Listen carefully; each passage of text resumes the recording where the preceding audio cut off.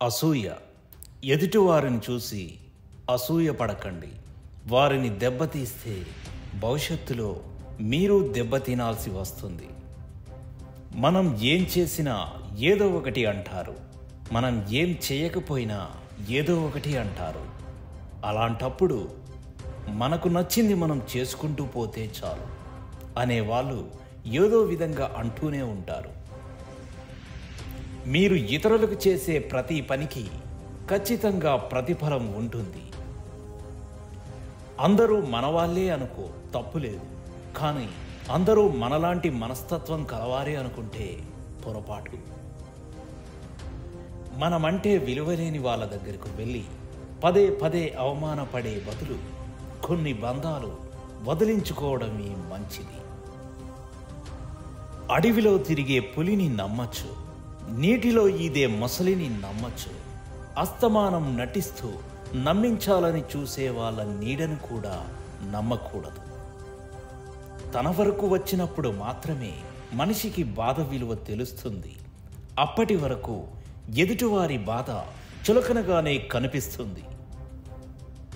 నటించడం తెలియనందువలనే నేను ఎవ్వరికీ నచ్చటం లేదు, నటించటం వలన ఎవరూ నాకు నచ్చడం లేదు. లోపల ఇంకోలా నేనుండను. నా మనసులో ఏది ఉంటే అది బయటకు మాట్లాడతాను. నటించడం నాకు రాదు, నటించాల్సిన అవసరమూ లేదు.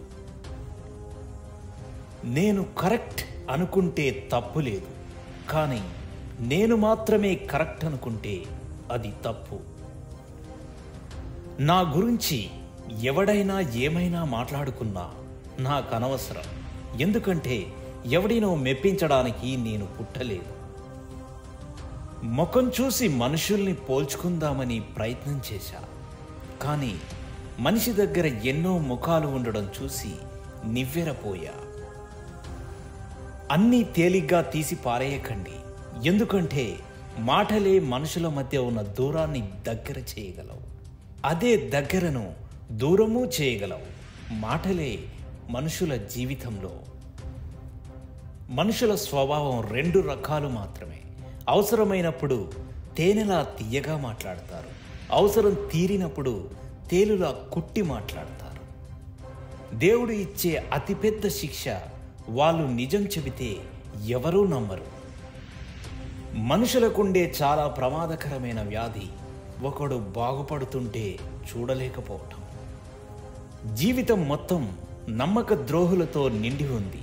ఎవరిని గుడ్డిగా నమ్మకు. 100 కోట్ల మంది, 200 కోట్ల ముఖాలు. నోరు మూసుకొని నిశ్శబ్దంగా ఉన్నట్లయితే కరోనా మాత్రమే కాదు,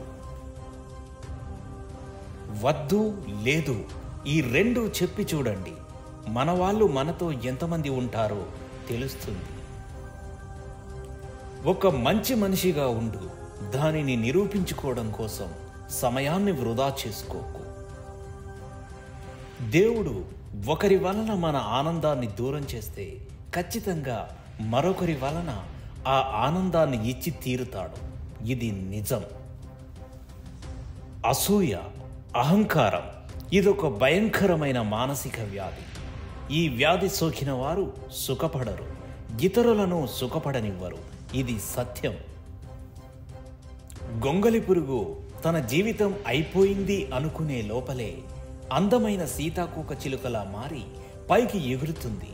అలాగే మనిషి జీవితం కూడా అంతే. కష్టం వచ్చినప్పుడు ఓర్పుగా ఉంటే కొత్త జీవితం ప్రారంభమవుతుంది. ఎవరో వస్తారు, ఏదో చేస్తారు. ఇవన్నీ వట్టి మాటలే. నీ కోసం ఎవరూ రారు, ఏది చేయరు. నీకోసం నువ్వనుకున్నది నువ్వే చెయ్యి. అది ప్రయత్నమైన, పోరాటమైన. ఈ జీవితం చాలా చిన్నది. ఎంతకాలం ఉంటామో, ఎప్పుడు పోతామో ఎవరికీ తెలియదు. ఉన్న కొద్ది రోజులు నవ్వుతూ నవ్విస్తూ. గొప్పతనం అంటే ఏదో సాధించటం, సంపాదించటం కాదు. మన మాటల వల్ల కానీ, మన చేతుల వల్ల కానీ ఎవరిని హింసించకుండా బ్రతకగలిగితే మనం గొప్పవాళ్ళమే.